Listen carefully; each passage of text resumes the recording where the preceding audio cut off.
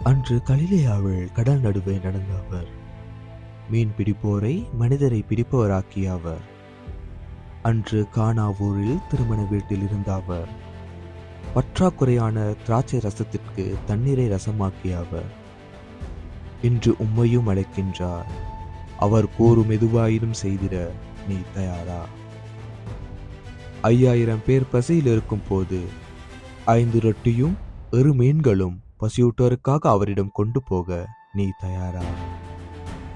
முடக்குவாதமுற்றவரை கூரையிலிருந்து இறக்கிய நண்பர்களைப் போல் துன்புறுவோரை அவரிடம் அழைத்துச் செல்ல நீ தயாரா?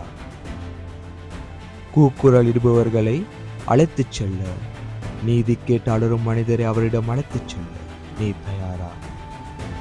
கடைசி போசன பாஸ்கா வழிபாட்டை மீண்டும் மீண்டும் அவருக்காக செய்திட நீ தயாரா? யூதேயா தேசத்தில் நடந்து சென்ற அவரது பாதங்களாகிட, அவரது 2 கைகளாகிட, அவரது கண்களாகிட, அவரின் செவிகளாகிட, அவரின் உதடுகளாகிட இன்று அவருக்கு நீ தேவை. நீ தயாரா? இதோ அவரது குரலுக்கு செவிசாய்த்த ஒரு மனிதர்.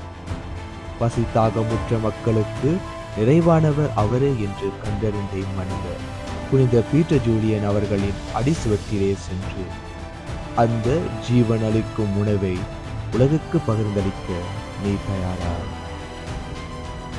இறைவன் அழைப்பது இன்று, நாளை என்பது காலதாமதம். வாருங்கள், நாம் உயிரளிக்கும் உணவை உலகிற்கு பகிர்வோம்.